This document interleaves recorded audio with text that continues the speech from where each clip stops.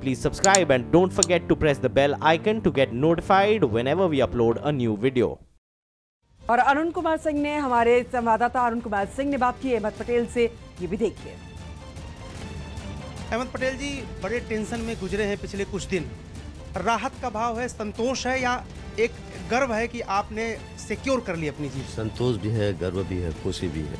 और एकदम मुझे किसी पे गर्व है तो हमारे विधायक, हमारे रैंक एंड फाइल, हमारे कांग्रेस की लीडरशिप और हमारे जो छोटे छोटे वर्कर हैं जिन्होंने डट के हमारा साथ दिया, सब पे मुझे गर्व है, खुशी भी है और साथ साथ आने वाले वक्त की एक जिम्मेवारी का एहसास भी। नहीं, आप जो बहुत स्ट्रेस कर रहे हैं कि साथ दिया, वो आपकी पार्टी के मेंबरान थे, आपको साथ तो देना ही था।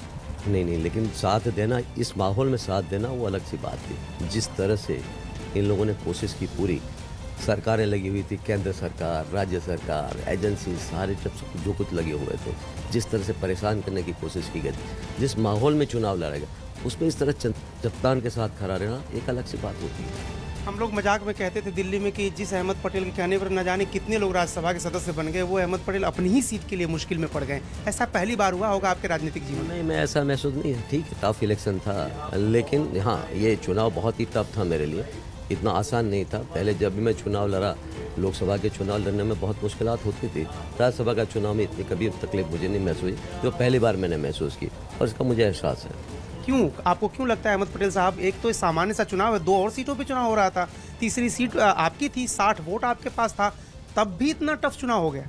ये इसका उत्तर तो मैं नहीं दे पाऊंगा। उसका उत्तर अगर दे पाएंगे तो जिन लोगों ने टफ चुनाव बना दिया, जो लोग टारगेट करके चुनाव लड़ रहे थे, मुझे टारगेट बना के चुनाव लड़ रहे थे, तो वही उसका उत्तर दे सकते हैं। लोग कहते हैं सचिन तेंदुलकर कभी जबान नहीं खोलते हैं, बल्ले से जवाब देते हैं, तो आपने जीत से जवाब दे दिया सचिन तेंदुलकर की तरह। क्या कहना चाहेंगे आप उन लोगों से क्या कहना चाहेंगे जिनके ऊपर आप आरोप लगा रहे हैं कि बहुत कोशिश की? ये मैंने जवाब नहीं दिया, हमारे जो कांग्रेस का परिवार है उन्होंने जवाब दिया है और मुझे उन पर गर्व है। मुझे उनमें मैं उन पर कह सकते हैं कि उन पर मैं आज एकदम बिल्कुल गर्व के साथ कह सकता हूँ कि एक परिवार के साथ, लोग चट्टान के साथ मेरे साथ कर रहे हैं। मैं उन सब का धन्यवाद करना चाहूँगा।